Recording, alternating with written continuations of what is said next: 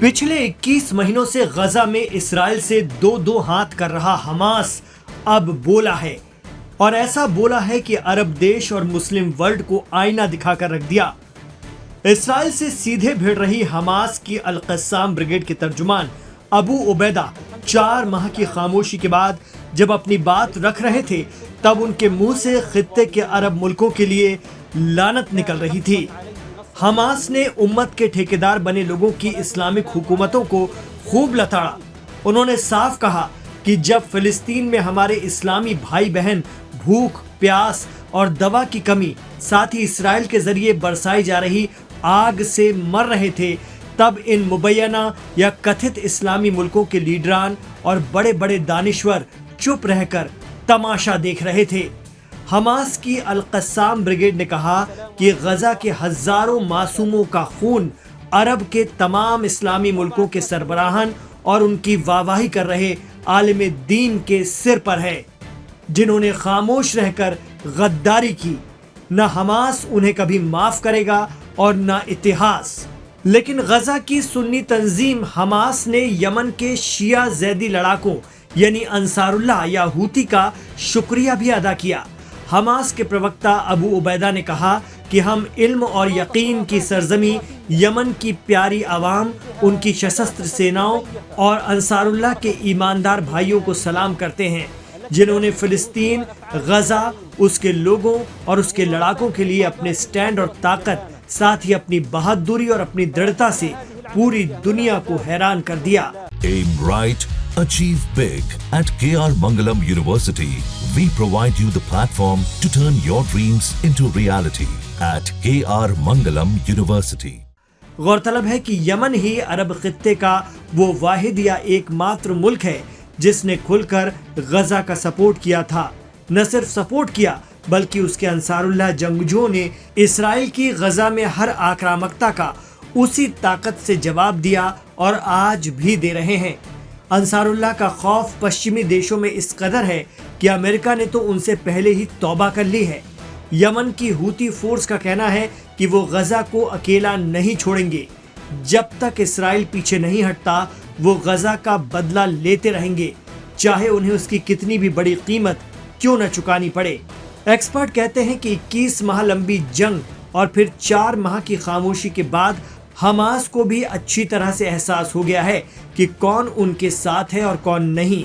तेल की दौलत से मालामाल, खुद को इस्लामिक मुल्क कहने वाले अरब देशों ने गजा पर जैसी चुप्पी साधी है और वहां की मजलूम आवाम की तबाही देखते रहे, साथ में गजा की रीडेवलपमेंट का प्लान बनाते रहे और अपनी आवाम को खुश रखने के लिए बीच बीच में OIC और अरब लीग के जरिए इसराइल की निंदा करते रहे, उसे धमकाते रहे। तुर्की हो या सऊदी या फिर कतर, UAE, सभी की ताकत इसराइल के आगे कुछ नहीं दिखी। जानकार मानते हैं कि अरब देशों पर अमेरिका का इस कदर दबाव रहता है कि वो एक कदम भी बिना अमेरिका की मर्जी के नहीं उठाते।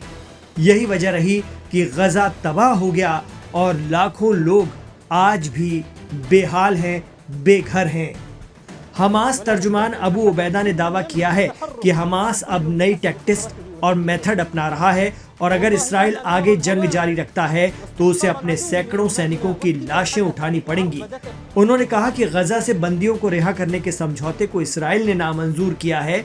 उसने मार्च में रमजान के बीच सीज फायर तोड़ते हुए गजा पर फिर हमले शुरू किए और इसके भी 4 माह बीत गए हैं। हमास का कहना है कि वो इसराइल की आक्रामकता और कब्जे की नीति के खिलाफ लड़ेगा, भले ही हमारा दुश्मन दुनिया की सबसे ताकतवर ताकतों से लगातार हथियार और गोला बारूद पा रहा हो, लेकिन हम भी पीछे नहीं हटेंगे।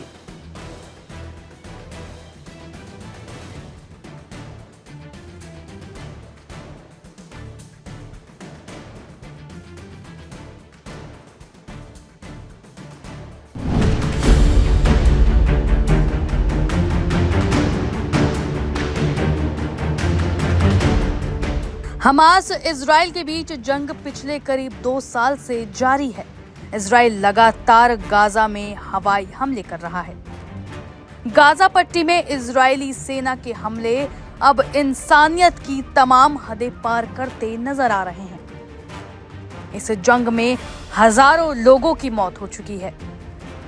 इस बीच अब हमास के प्रवक्ता अबू ओबैदा का वीडियो सामने आया है, जिसमें वो दावा करते दिख रहे हैं कि हमास अब नई टैक्टिक्स और मेथड अपना रहा है और अगर इजराइल आगे जंग जारी रखता है तो उसे अपने सैकड़ों सैनिकों की अर्थियां उठानी पड़ेंगी। उन्होंने कहा है कि गाजा से बंदियों को रिहा करने के समझौते को इजराइल ने अस्वीकार किया। हमास ने इजराइल के साथ साथ अरब और इस्लामिक देशों पर गुस्सा निकाला है।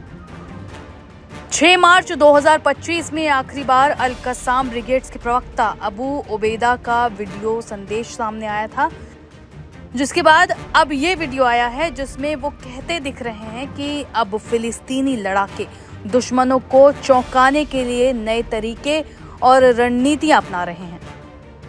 अबू ओबैदा ने अपने संदेश में दुनिया भर के उन लोगों को शुक्रिया अदा किया है जिन्होंने फिलिस्तीनियों के साथ एकजुटता दिखाई।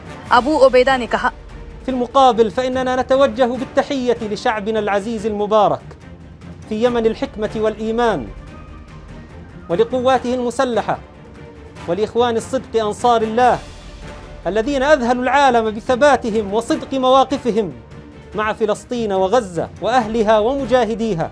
Aim right, achieve big. At KR Mangalam University, we provide you the platform to turn your dreams into reality.